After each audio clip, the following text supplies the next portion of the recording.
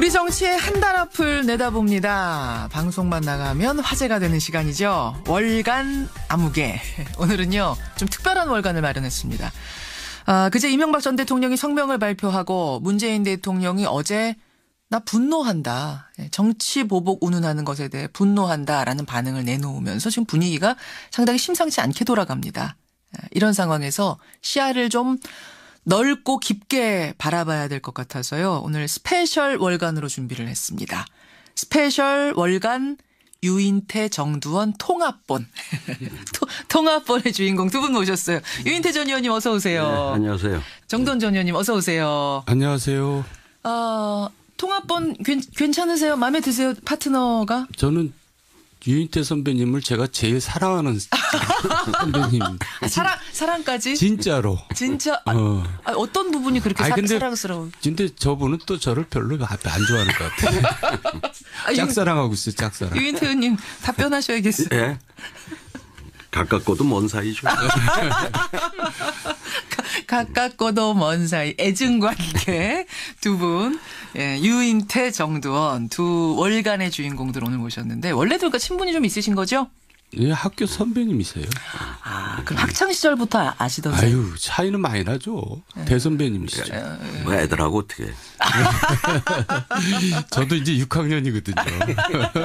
두 분이 한 10살 가까이 차이는 나시지만 네. 이렇게 보니까 또 두 분이 친구 같기도 하시고 보기 좋습니다. 이 두 분과 함께 오늘 스페셜 월간 통합본을 준비를 했는데요. 이유는 이렇습니다. 정두원 전 의원은 누구보다도 이제 MB에 대해서 잘 아는 분이시고 유인태 전 의원은 노무현 정부의 청와대 정무수석을 지낸 분이니까 누구보다 또 노정부를 잘 아는 분이시고 지금 이 돌아가는 판을 누구보다 잘 읽어줄 두 분이세요. 그래서 오늘 스페셜 월간을 좀 함께 만들어보자 이렇게 생각을 한 건데 우선 그제 MB의 갑작스런 기자회견 어떻게 보셨어요? 어떤 분 먼저? 네. 정 의원님? MB답지 않게 되게 긴장하셨더라고요. 긴장한 겁니까? 네, 그런 모습 처음 보는 것 같아요. 그러니까 좀 떨고 계시더라고요. 떨기까지요? 예, 근데요. 예. 검찰이 눈앞에 있을 때 천하의 장사도 떱니다. 저도 당해봐서 아는데. 천하의 장사도. 물론 우리 유인태 선배님은 안 그러셨을 것 같아요. 천하태평이라서. 유 의원님은 어떠셨어요? 그때도 졸고 있을 것 같은데. 이명박 전 대통령 떠는 거 처음 보셨어요? 예. 떨고 결국 눈앞에 왔다는 걸 지금 본인도 느끼고 있는 거군요. 그럼요. 그게 이제 어제 얘기했듯이 김희중 실장 등장으로 인해서 이제 갑자기 위기감을 팍 느낀 거죠. 자, 거기까지 김희중 실장 이야기 잠시 후에 더 여쭙겠습니다. 유 의원께서는 어떻게 보셨습니까? MB 기자회견? 안타까웠어요. 전 뭐 며칠 전에도 그런 얘기를 했지만은 이제 이명박 대통령이 우리 좀 국격이랄까 예. 또 우리 국민들을 더 이상 참담하게 만들지 말고 저는 좀 커밍아웃을 해라. 그러니까 커밍아웃 자백해라. 예, 그러니까 뭐 사실 이실직고죠. 뭐 다스는 여차여차했는데 뭐 이렇게 그 당시 불가피하게 차명으로 이랬다. 참 그동안 뭐 이렇게 좀 국민에게 거짓 털어놔라. 좀 탁 털고. 예. 그게 본인도 마지막 그 명예를 찾는 길이고. 그리고 뭐 우리가 모셨던 대통령이 다 뭐 한 분은 29만 원밖에 없는 분하고 뭐 감옥에 있고 뭐 이렇잖아요. 그러네요. 또 살아계신 분 네 분인데 한 분은 병석에 계시지만 또 이 양반마저 저렇게 끝까지 그 손바닥으로 하늘 가리려고 하지 말고 그래야 우리 국민도 조금은 덜 참담해지지 않겠냐. 저는 사실 그걸 좀 기대했는데 뭐 저렇게 이제 당황해가지고 그 노무현 대통령 죽음까지 그 해서는 안 될 얘기까지 거론하면서 이 정치 투쟁을 해보려고. 그거 당황해서 그랬다고 보세요? 당황했죠. 당황해서. 이 상황에 대해 당황해서. 당황했죠. 이젠 뭐 어디 피할 길이 없는 이제 다 드러나게 생겼다 이렇게 되니까. 두 분 다 지금 평이 비슷하시네요. 떨고 있더라. 당황한 것 같더라. 눈앞에까지 검찰 수사가 왔다는 걸 본인이 느끼고 있다라는 총평은 그 부분. 정 의원님. 그러니까 지금 왜 지금이냐 하는 거예요. 왜 지금이냐. 사실은 이 다스 누구 겁니까? 뭘 어떻게 된 겁니까? 4대강 어떻게 된 겁니까? 여러 가지를 계속 물어왔는데 가만히 있던 그분이 왜 지금 나서서 기자회견을 자청했을까? 그러니까 국정원 댓글 사건부터 시작해서 그렇죠. 군사이버사령부 댓글 운영 예. 거기까지 왔다가 이제 다스로 왔거든요. 예. 근데 사실 국정원 댓글이나 군사이버사령부 댓글은 좀 뭐가 진전이 없어요. 애매해요. 다스는 되게 복잡하고 시간이 걸릴 것 같고. 그렇죠. 근데 국정원 특활비는 이건 이제 정부에서도 여권에서도 이제 궁여지책으로 나왔는지 하여간 이거를 딱 내놓으니까 이제 문제가 되는 건데 예. 여기서 이제 아까 또 얘기하지만 김희중의 등장으로 김희중이 저기 같이 3명이서 들어갔잖아요. 누구 들어갔죠 그때? 저 김백준. 네. 예. 또 비서관 한 명 더 있죠. 김진모. 이번에 조사받으러 들어간 사람들. 예. 두 사람은 영장을 쳤는데 김희중은 영장을 안 쳤어요. 그냥 나왔어요. 이걸 보고 이제 놀래버린 겁니다. 왜요? 뭔가 얘기가 좀 되고 있구나라고 이제 알아차린 거죠. 검찰에 협조하고 있구나. 예. 거기서 이제 당황하게 된 거죠. 김희중 실장이라는 사람, 그러니까 청와대의 제1부속실장이었습니다, 여러분. 어떤 사람이에요? 도대체 MB와는 어떤 관계인 거예요? 그러니까 MB의 그림자고 분신이고 걸어다니는 일정표죠. 그러니까 걸어다니는 일정표? 늘 옆에 있으면서 전화 걸고 전화 받고 예. 또 어디 일정 구체적인 거 다 만들어서 안내하고 그러니까 붙어 있는 사람 아니에요. 언제부터 그렇게? 심지어는 MB가 김중한테 돈을 타다 쓰는 형편이죠.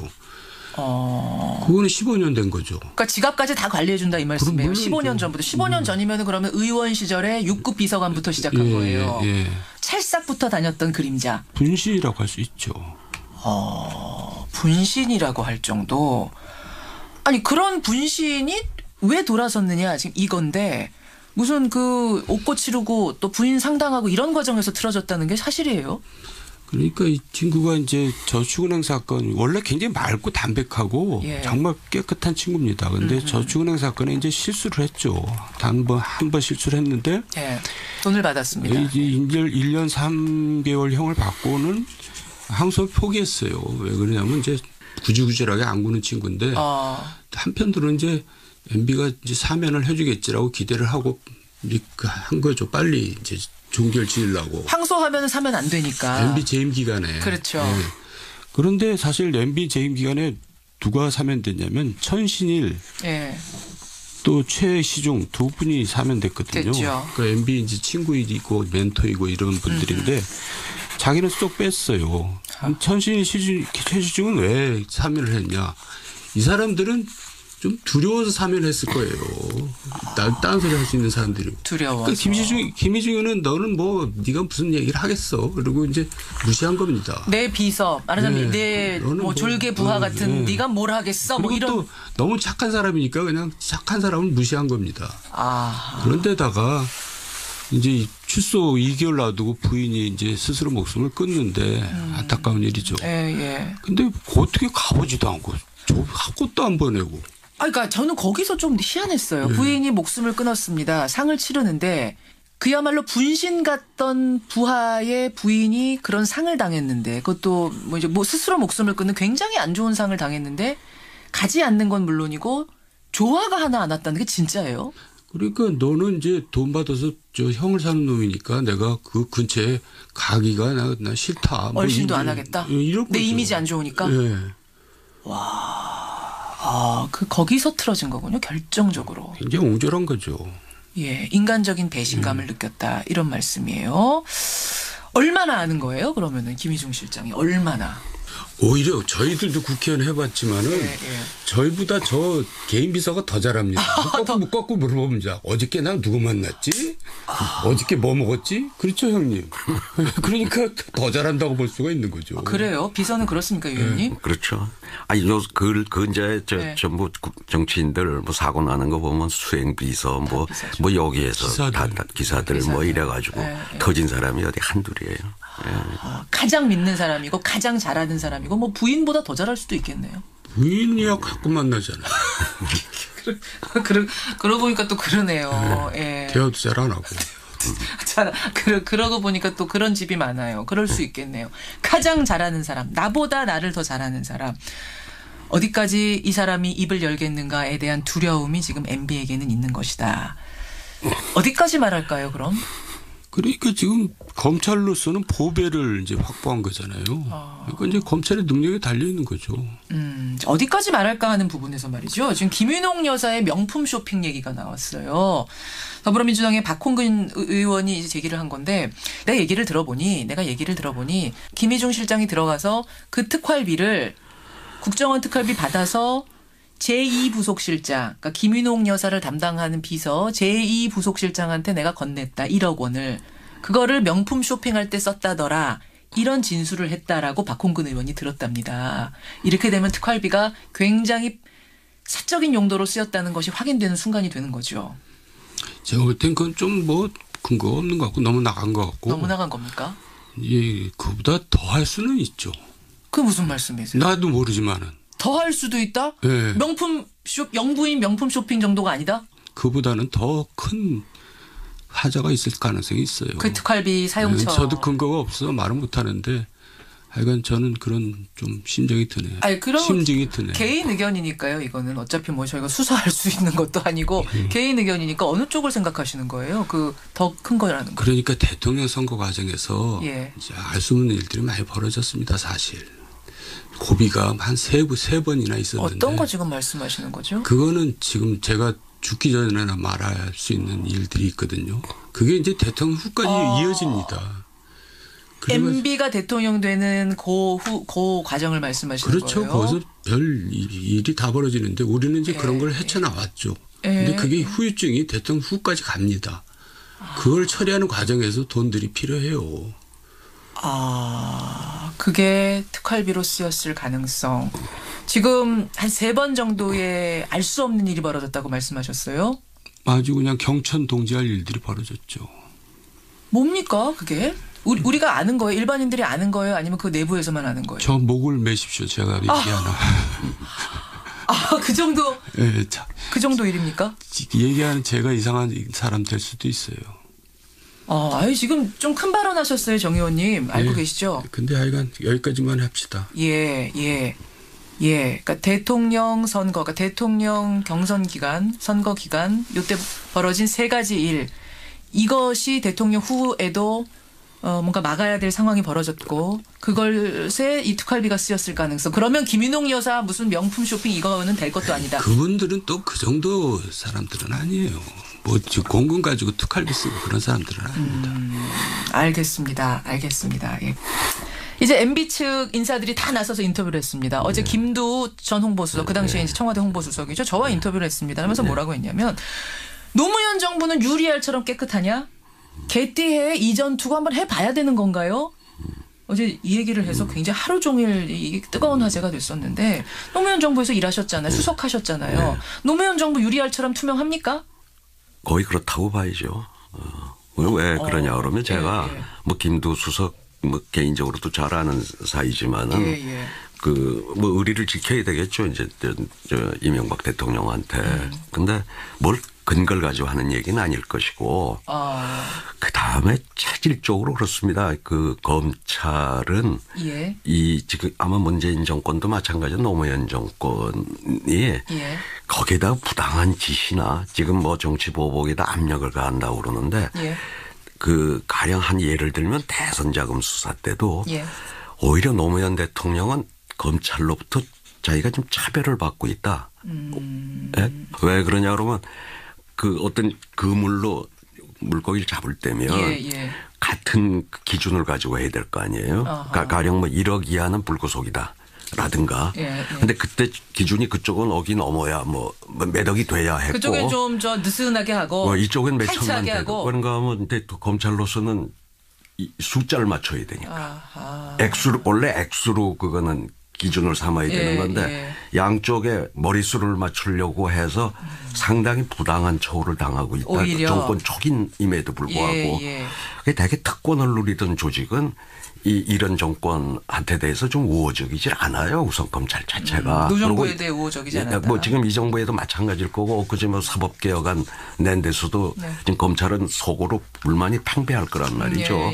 그렇기 때문에 검찰에 뭐 이렇게 약점이 잡힌 걸 그 덮고 넘어갈 그런 상황이 아니었다는 거죠. 이제 일반론적으로 얘기를 하자면은. 그러니까 저는 여기가 뭐 그렇게 깨끗한 사람들이 모여 깨끗했다기보다 털려고 했으면 이명박 정부 5년 동안 다 털었을 거다. 다 털었고 이미 노무현 정부 때도 거기 있던 사람들 뭐 여러 사람들 구속되고 했지 않습니까? 그때라고 뭐죠. 그럼 특활비는 어때요? 특활비도 그래요? 그러니까 특활비는 제가 전에도 얘기했지만 청와대 특활비 쓴 거조차. 그러니까 국정원 특활비 말고 청와대에서 왜 써도 되는 그 특활비도 다 이게 기록관에 지금 다 남아 있고요. 뭐 제가 1년 동안 누구하고 그 받은 돈 쓴 것까지 전 수석들 비서관들. 비서관까지요? 비서관도 한 100만 원 나와요. 특활비가. 다 기록했어요. 그걸 다 기록하자고 대통령이 우리 다. 원래 안 해도 되는 건데. 법적으로는 특활비라는 건 안 해도 되는데 이제 총무비서관한테 돈을 받으면 그걸 내야 돼요. 제출을 하게 했어요. 총무비서관실로. 그래서 그 정상문 비서관한테 물어봤더니 그 기록관으로 넘어갔냐 그랬더니 넘어갔다고 제가 얘기를 들었어요. 알겠습니다. 유리알처럼 노정부는 투명하냐라는 것에 대해서 투명하다. 그 투명할 수밖에 없다. 할 수밖에 없다. 이렇게 답변하셨습니다. 그리고 그때 이미 노무현 정부에서 청와대 있고 뭐 가깝다고 하는 사람들의 비리 뭐 여러 사람들 왜 감옥 가고 했어요. 그 정권. 그러면요. 그러면 유 의원님 어제 뭐 김두수 수석 비롯해서 이전 투구 해보자는 거냐, 노무현 대통령에 대한 죽음에 대한 한풀이하는 거냐라는 얘기 듣고는 어떠셨어요? 근데 그거는 정말 전 이명박 대통령이 해서는 안 될 말씀을 하셨다. 금도를 넘었다고 보는 거죠. 그리고 이제 정도원 의원 잘 알지만 이명박 대통령 사실 노무현 대통령한테 상당히 정치적 빚이 있어요. 빚이 어떤 빚이요? 이명박 대통령이 사실 서울시장에서 대통령 됐는데 제일 큰 업적이 청계천하고 중앙차로 아니에요? 버스 중앙차로. 그렇죠. 그 두 개 다 중앙정부의 지원 없이는 할 수가 없는 겁니다. 그런데 그때 이명박 그 시장하고 경선을 했던 민주당 후보가 그때 김민석 전 의원이었어요. 그렇죠. 그 청계천 복원에 대해서 이명박 시장 후보가 공약을 내걸었을 때 김민석 후보는 반대를 했어요. 청계천 복원에 대해서. 그랬죠. 그럼에도 불구하고 제가 그때 그 심부름을 했습니다. 이명박 시장 보자고 그래서 청계천 좀 도와달라고. 뭐 그래가지고. 중앙정부에 계실 때 유 의원. 저 청와대 있을 때요. 그래가지고 다음날 대통령한테 보고를 했죠. 그랬더니 노무현 대통령이 유수석은 어떻게 생각하냐. 글쎄 그 썩은 물 흐르는 것보다는 이명박 시장 하는 게 낫지 않겠습니까? 그렇지 하더니 다음날 국무회의에 이명박 시장을 불러서 국무회의에서 이 청계천 서울시가 하는 것 적극적으로 협조하라고 도와줘라.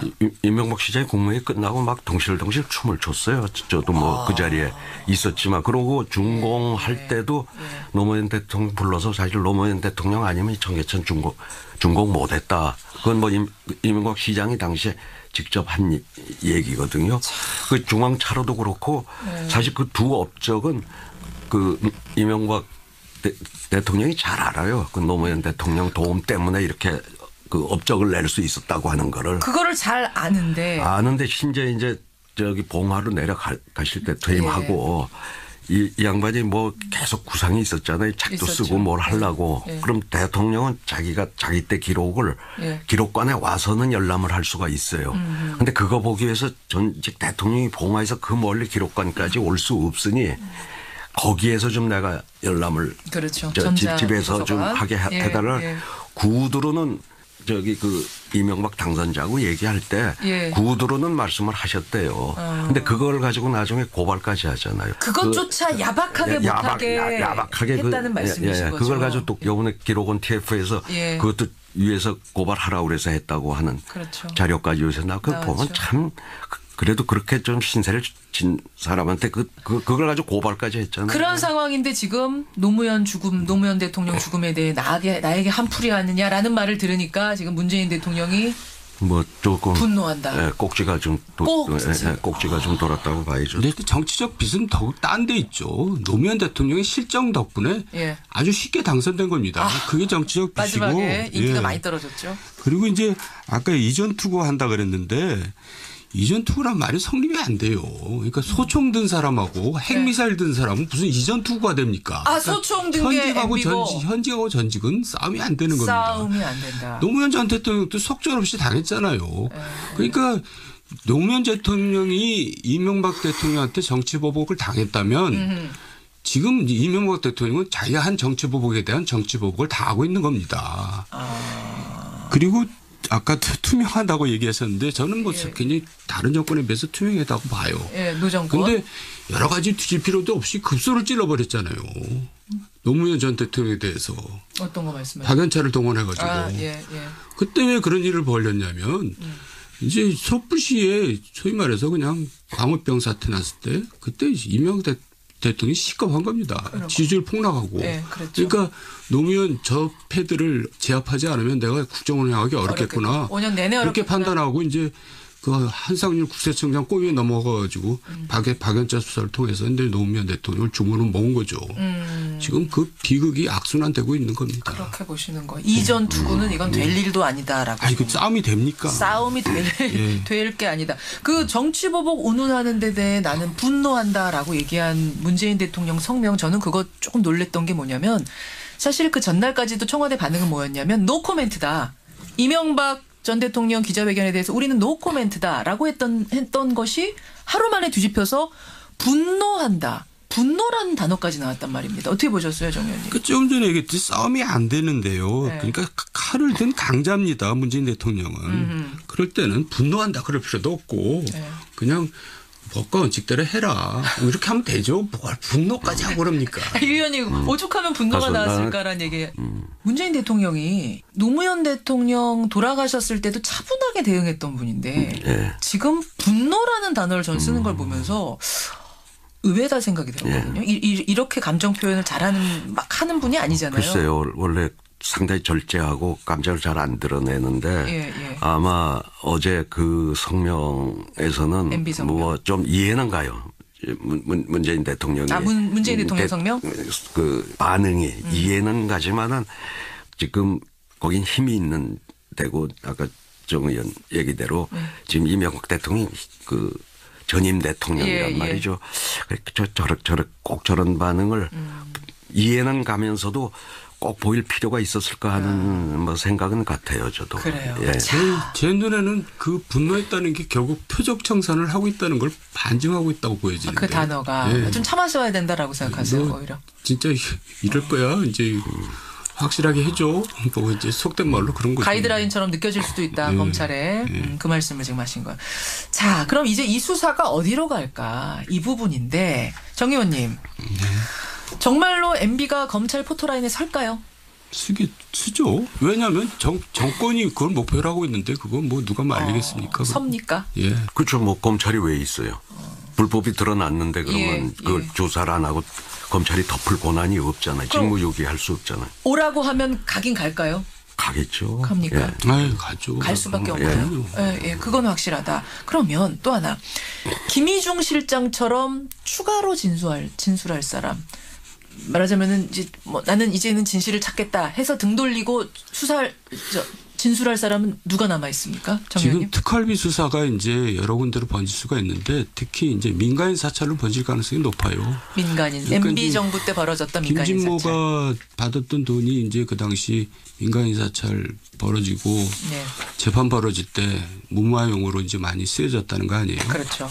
뭐 심지어는 이제 변호사 비용까지 이제 대줬다는 얘기인데. 뭐 추측입니다만은 그러면 이제 민간인 사찰로 가면 어떻게 되느냐.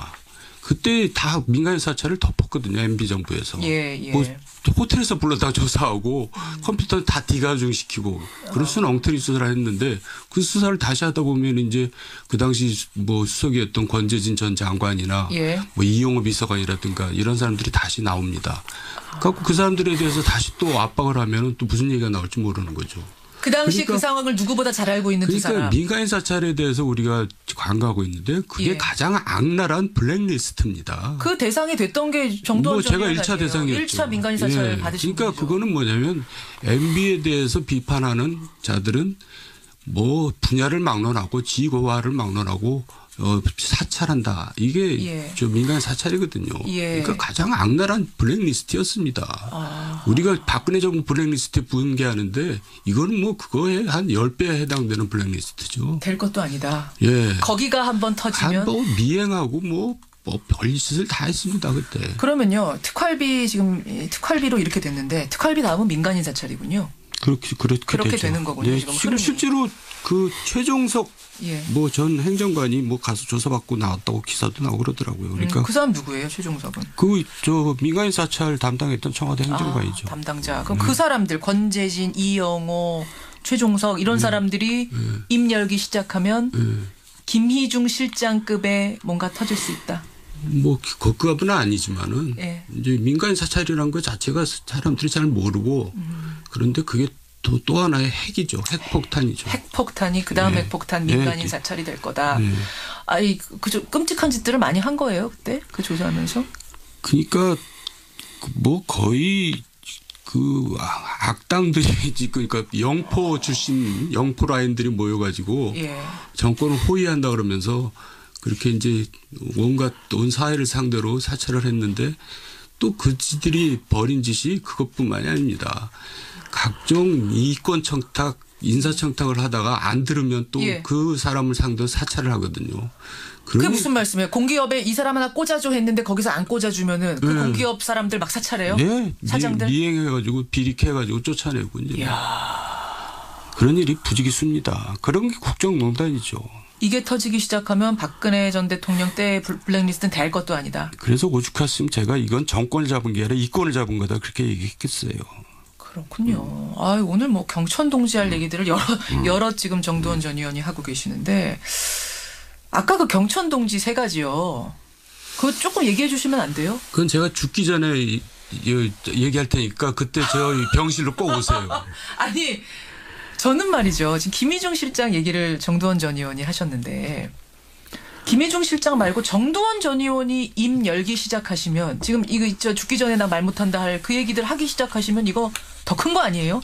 근데 이제 그게 저 아름다운 얘기면 좋은데 아름답지 않은 얘기이기 때문에 저도 해롭습니다. 나쁜 얘기하는 사람은 누가 좋아하겠어요. 그러나 뭐 배신자, 폭로자 이런 얘기 자꾸 붙이는 거 정말 싫은데. 알겠습니다. 경천 동지 3가지는 분명히 있다. 이 말씀을 지금 하셨어요. 그리고 민간인 사찰이 이 다음 핵폭탄이 될 것이다. 유 의원님 이 수사 어떻게 될 거라고 보세요? 그래서 뭐 어제 검찰총장도 뭐 원칙대로 하겠다고 했으니까 뭐 원칙대로 하겠죠. 드러난 걸 뭐 어떻게 정치적인 고려 없이 하겠죠. 그럼 MB 측에 쓸 수 있는 카드는 뭡니까 이럴 때? 카드가 없다니까. 그러니까 없어요. 저는 그야말로 저기 커밍아웃 해서 털어라 다 터는 이제 게 털고 용서를 구해라. 국민에게 용서를 구하는 게 좀 명예를 찾는 길이 아니냐. 그러고 국민을 덜 참담하게 만드는 게 아니냐. 그런 생각 드세요. 그러니까 MB 측에서 착각하지 말아야 될 게 일종의 여론전일 수 있고 이걸로 인해서 이제 보수층의 뭐 결집을 이제 꾀하겠다 뭐 이런 해석도 나오는데 그게 착각이란 얘기예요. 이미 MB를 지지했던 사람들 다 떠났습니다. 그런가요?